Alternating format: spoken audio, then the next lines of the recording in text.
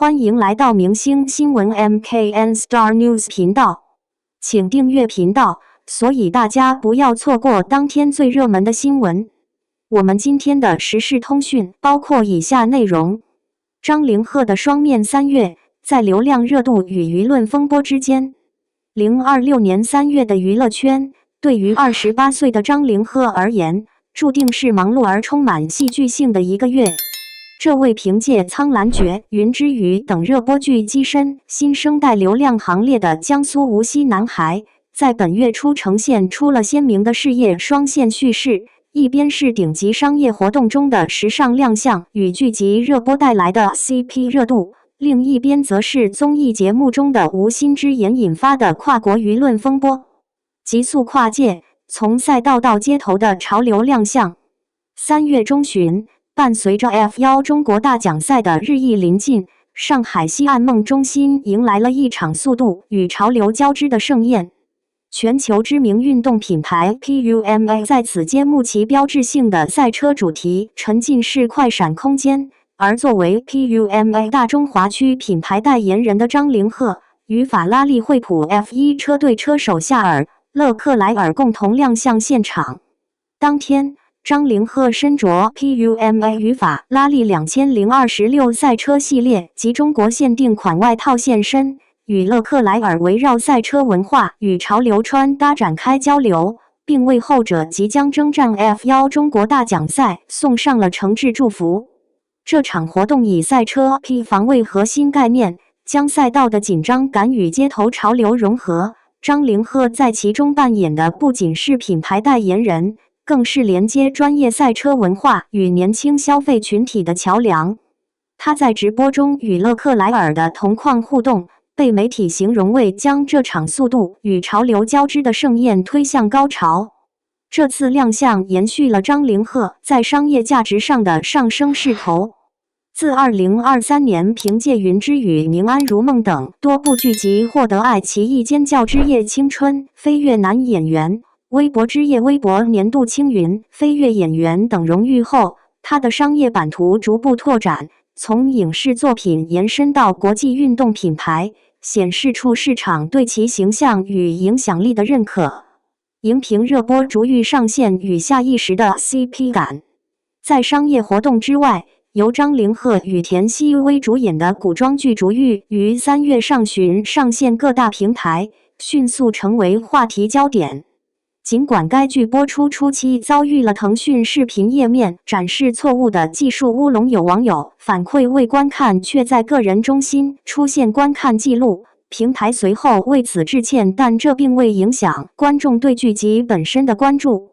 真正將《逐愈》熱度推向高潮的是3月11日的追劇團直播。在這場直播中，張凌赫與田曦薇的互動引發了網友的顯微鏡式解讀。田曦薇現場復刻劇中亮婚服尺寸名場面，從背後環抱身高190厘米的張凌赫亮腰圍，兩人22厘米的身高差被網友調侃為大型人類馴服4隻現場。更引發熱議的是張凌赫下意識的反應，當田曦薇亮完腰圍手滑軟尺時，他立刻低頭檢查，眼神全程跟隨對方的手部動作，被網友截圖熱議為這眼神比劇裡的謝崢還深情。隨後，遊戲環節中兩人的互動更是被網友逐幀分析。張凌赫從背後環抱田曦薇，比劃動作時雙手包住對方的手。吹鈴時環節，他伸手戳田曦薇梨窩，兩人在當然了挑戰中越靠越近，直至笑場。這些細節被 CP 粉稱為甜作之賀的明糖與暗糖。與其說這是刻意為之的營業，不如說是長期合作培養出的默契與信任的自然流露。正如有評論所言，最好的營業不是刻意發糖，而是自然流露的默契。雙引號。輿論風波，一句玩笑引發的跨國道歉。然而，就在劇集熱度與 CP 話題持續發酵的同時，一場意料之外的輿論風波也悄然襲來。事件的起因發生在《你好星期六》的遊戲環節中。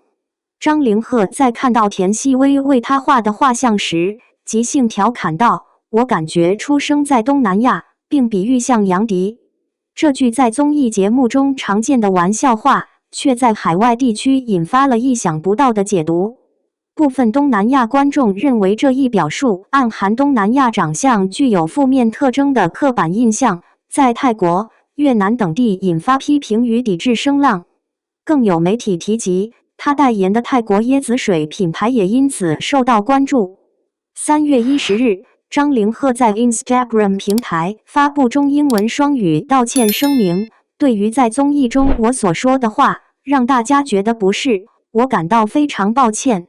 我想在此說明，每種文化都有獨特的魅力，我的本意絕沒有任何歧視的意思。他同時表達了對東南亞粉絲多年支持的感激，稱不希望任何支持我、喜歡我的人因此感到難過。這則道歉迅速登上熱搜，輿論反應呈現明顯分化。部分海外網友質疑道歉僅限於留言區，未以正式貼文呈現，認為誠意不足，呼籲藝人應更謹慎對待文化差異。國內支持者則認為這只是綜藝即興玩笑，並無惡意，類似地獄梗在節目中常見，如今被過度放大解讀。結語：流量時代的成長必修課。縱觀張凌赫近期的動態，恰好構成了流量時代年輕藝人的一個典型樣本。在商業價值與劇集熱度雙雙攀升的同時，一言一行也可能被置於跨國界的輿論放大鏡下審視。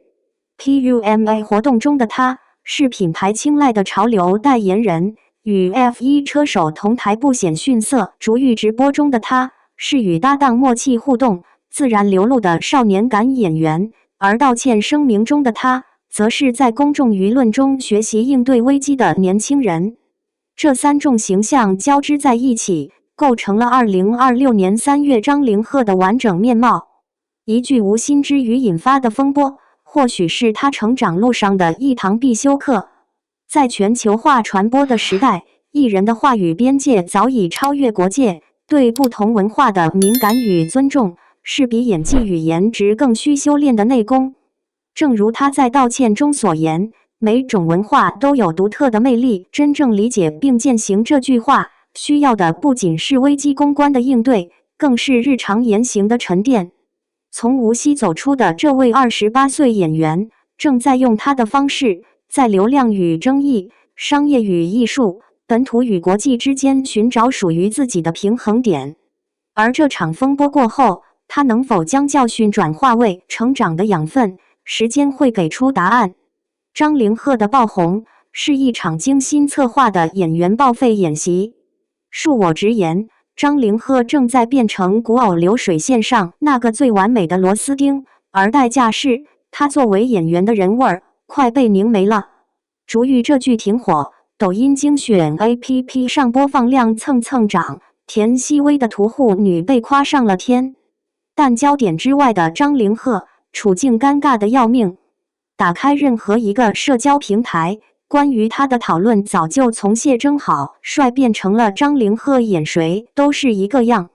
有博主把他從蒼蘭訣的長恆到逐玉的謝峥7個古裝角色剪了個微表情連連看，結果全網破防那套標誌性的蹙眉、抬眼、抿嘴，像一套標準化動作在不同布景裡循環播放。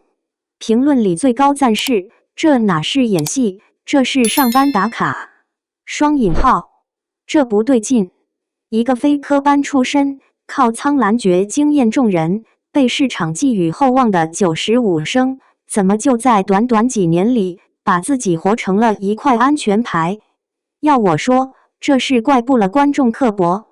根子出在一種可怕的工業默契上。平台和資方要的是什麼？是可控，是穩定，是快速變現。張凌赫完美契合了這條安全算法，古裝扮相被驗證過能吸粉，配合度高能無縫進組，基本盤穩固能保底。於是，一部接一部的 S 級古偶找上門，角色內核卻高度同質，隱忍的、深情的、背負家仇的貴公子。他成了那個最保險的選項，一部戲的完成度有了，但驚喜感死了。我搜了下數據，挺能說明問題。逐玉開播後，田曦薇角色的好評率穩在78%，而張凌赫的謝崢從首周的82%一路跌到現在的71%，負面評價直接掛上演技無新意和上部戲沒區別的標籤。這叫什麼？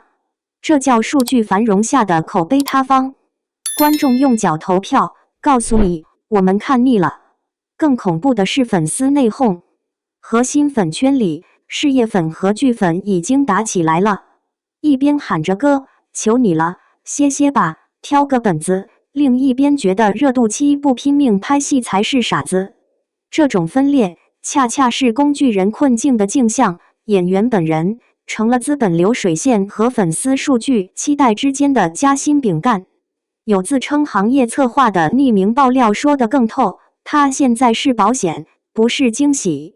對資方來說，突破是錦上添花，穩定輸出才是雪中送炭。你看，在冰冷的商業邏輯裡，一個演員的藝術可能性被折算成了風險係數。張凌赫被這套邏輯規訓得太好了，好到連皺眉的幅度都透着一種經過市場驗證的精準。但觀眾不傻，當另一個95生在小成本劇裡用顛覆性表演換來滿堂彩時，對比的傷害就來了。大家會問，同樣年輕，一個在走量，一個在打磨，到底誰在透支未來？有投資分析報告已經亮出紅燈，警告類型透支風險，一旦古偶整體口碑滑坡，這類深度綁定的演員將第一個被反噬。所以別再吹什麼勞模了。當高產變成一種自我重複的流水線作業，那不是在積累作品，那是在消耗演員最寶貴的作為人的感知力和創造力。